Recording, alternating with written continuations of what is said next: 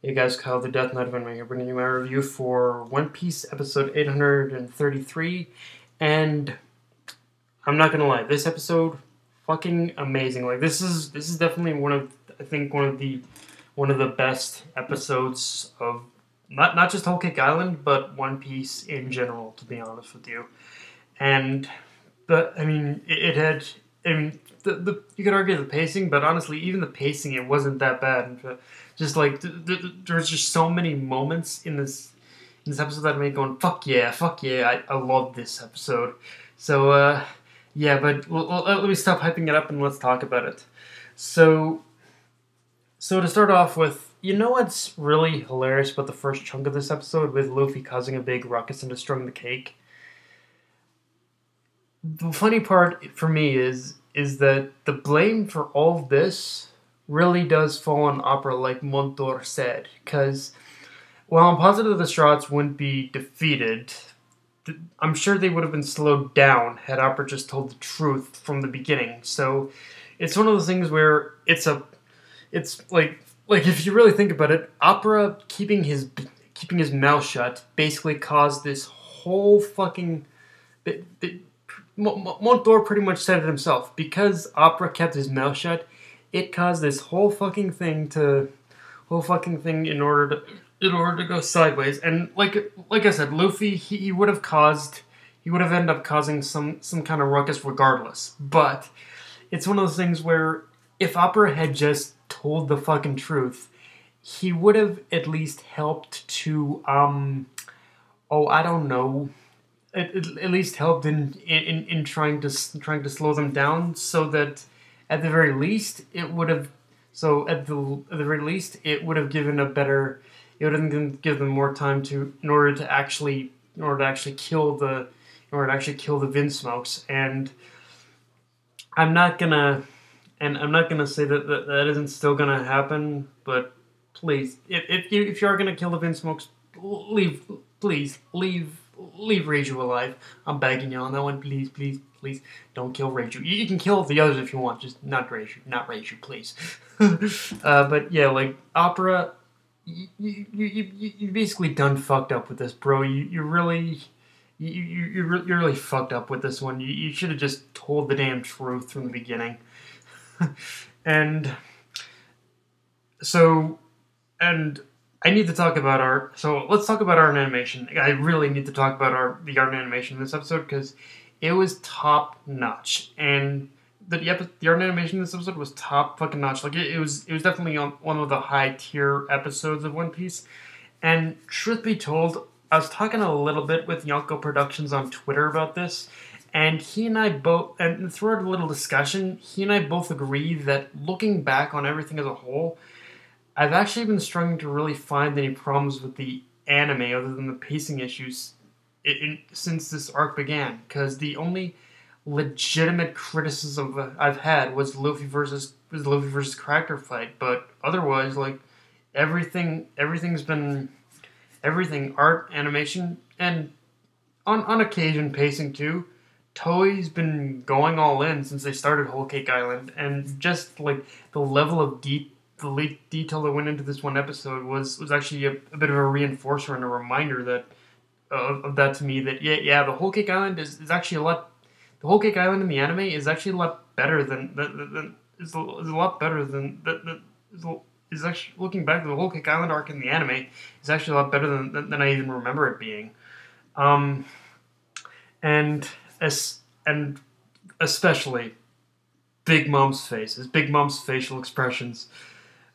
Those those were some of the best bits. Like seeing Big Mom's facial expressions were fucking terrifying, and probably one of the highlights of this particular episode, just in the amount of detail, like in the shading, just the wrinkles, or just the anger portrayed on Big Mom's face was enough for me to say, this is amazing. This is fucking amazing. Like, yeah, art and animation, like Toei. I mean, okay, I'm.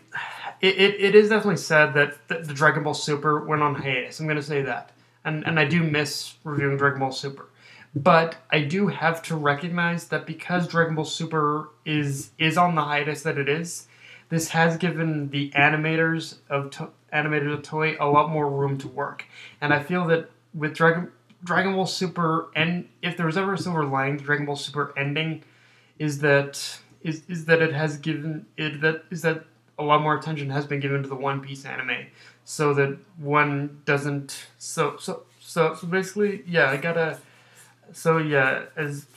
One Piece basically thrives in part because of Dragon Ball Super stopping its run. So yeah, Dragon Ball Super, I love you, but you made a noble sacrifice to make it work. And as far as the episode goes, Big Mom went full blown insane this episode, and it's through her meltdown that we discover what I consider to be her most terrifying ability, Soul Pocus. And for me, it's a weird double jeopardy thing, because when I think whether or not that kind of ability would work on Luffy, because on one hand, being a pirate, he definitely lives on the edge without caring whether or not he lives or dies. But on the other hand, I think he cares just enough about living long enough to be Pirate King that it might work on him too. Although basically from basically what I saw of the technique, it looks like that even if Big Mom is just focusing on one person, it still can affect a wide area, so to speak. So if that's the case, I want to say that Soul Pocus can pretty much only work if the person's will to live is strong enough, and I don't think Luffy's will to live is strong enough if of course he managed to survive. So yeah, it's now if Usopp and Nami were in that vicinity, I think it definitely would work, but that's another discussion for another time. But yeah, whether or not the Soul Pocus will work on Luffy is definitely an interesting question mark to be sure. What isn't a question mark, however, is how much of a badass Jimbe and Brook were in this episode, because if it wasn't enough of an insult that Jimbe actually survived Big Mom's Soul Pocus ability, but then he decides to add insult to injury by returning her sake cup. Jimbe at this point has no fucking fear of death, which, in its own way, is kind of scary and makes me worried that he might actually die. But maybe the fact that he declared himself a Straw Hat pirate gives him some kind of plot armor. So maybe he might survive. But I'm keeping my optimism in check here, because keeping my optimism of him surviving in check here because it's Big Mom, and even if Jimbe survived her basically soul stealing, doesn't mean there are other ways in which she can pretty much kill him, or any of Big Mom's children can kill him. Like, really, there are so many with basically the Straw Hats and Jimbe surrounded by basically all of these, but by every single one of the Big Mom's crew. Yeah, there's not really. There are so many ways in which Jimbe can die here right now, honestly. Although at the same time, I guess we do also remember that the fishermen pirates might probably still be sticking around too. So there's that.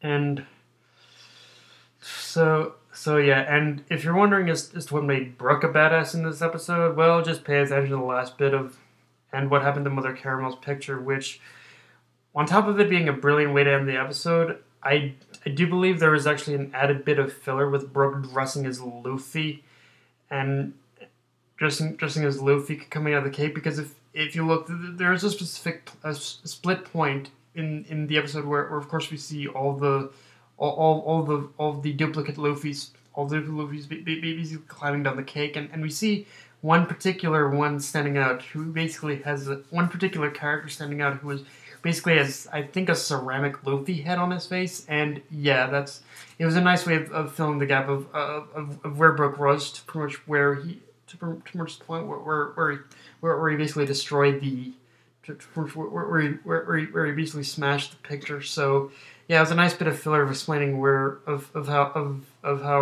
Brook got from A to B, I guess. Now, in this episode, we also learned Katakuri's devil fruit is called the Mochi Mochi fruit.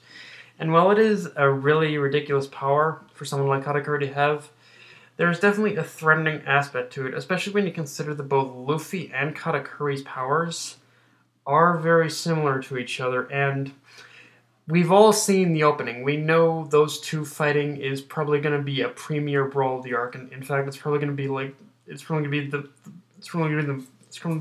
to be Luffy's like main fight in the arc, which of course I can definitely understand why, because let's face facts, Luffy does not stand a fucking chance of defeating Big Mom on his own.